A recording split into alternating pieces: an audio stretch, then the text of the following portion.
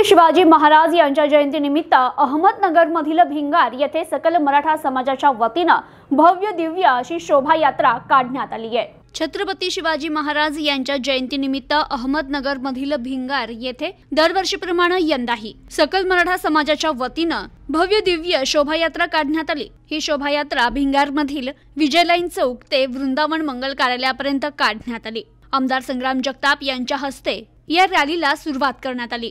दरम्यान विविध मान्यवरांचा सत्कार देखील करण्यात आला। रॅलीमध्ये छत्रपती शिवाजी महाराज यांची वेशभूषा साकारत अनेक विद्यार्थ्यांनी लेझिम, झांज पथक, ढोल पथक, मर्दानी खेळांचं सादरीकरण केलं। तसेच या शोभायात्रेदरम्यान उंट, घोडे, मावळे यांचा देखील समावेश होता। या प्रसंगी राजेश काळे, संजय सपकाळ, संपत बेरड, शामराव वागसकर, पंकजी चव्हाण, गणेश सातकर, श्रीकांत क्षीरसागर, भूषण थोरात, अंकुश शिंदे, गणेश शिंदे, हर्षद काळे, अरुण चव्हाण, अमोल वागसकर, कांता बोटे, अभिजित सपकाळ, गणेश शिंदे, पंकजी चव्हाण यांच्यासह मराठा समाज बांधव मोठ्या संख्येने उपस्थित होता। गेले अनेक वर्षापासून राजा छत्रपती शिवाजी महाराज यांची जयंती आम्ही भिंगार मराठा महासंघाच्या वतीनं अनेक वर्षापासून साजरी करत आलेलो आहोत। त्याचप्रमाणे याही वर्षी सालाबादप्रमाणे सर्व समाजातील युवकांनी, ज्येष्ठांनी या ठिकाणी सहभाग घेऊन मोठ्या उत्साहात अशी शिवजयंती साजरी केलेली आहे। सकाळी सर्वप्रथम आपल्या शहराचे लोकप्रिय कार्यसम्राट आमदार संग्राम भैया अरुण काका जगताप यांच्या हस्ते शिवाजी महाराजांच्या पुतळ्याला पुष्पहार घालून मोठ्या उत्साहाने मिरवणुकीला सुरुवात झालेली आहे। सुरुवात करत असताना या ठिकाणी उंट, घोडे, बैलगाड्या, त्याचप्रमाणे झांज पथक आणि प्रियदर्शनी हायस्कूलचं मोठं झांज पथक या ठिकाणी सहभागी झालं होतं।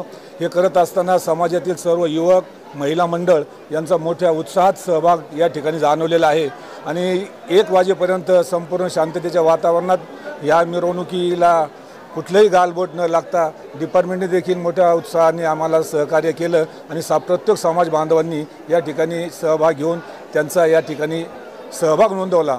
असं असताना 1:30 वाजता वृंदावन मंगल कार्यालय या ठिकाणी सर्व समाज युवकांना आणि इतर नागरिकांना स्नेहभोजनाचा या ठिकाणी मोठा कार्यक्रम आयोजित केलेला आहे।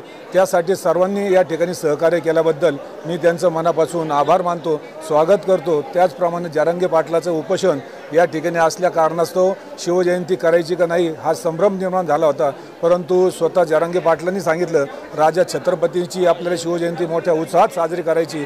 त्या पद्धतीने भिंगारमध्ये गेल्या अनेक वर्षापासून ही परंपरा कायम चालू ठेवलेली आहे। त्याबद्दल मी सर्व भिंगारवासियांचं आणि त्याचप्रमाणे जरांगे पाटलांना आपल्या भिंगारवासियांच्या वतीनं या ठिकाणी पाठिंबा व्यक्त करतो आणि सर्वांना शुभेच्छा व्यक्त करतो। जय हिंद, जय महाराष्ट्र, जय जिजाऊ, जय शिवराय। प्रथमतः सर्वांना जय शिवराय, सर्वांना शिवजयंतीच्या खूप खूप शुभेच्छा। सालाबादप्रमाणे यावर्षीही भिंगार शहरामध्ये वाजत गाजत आणि मोठ्या उत्साहात शिवजयंती पार पडली।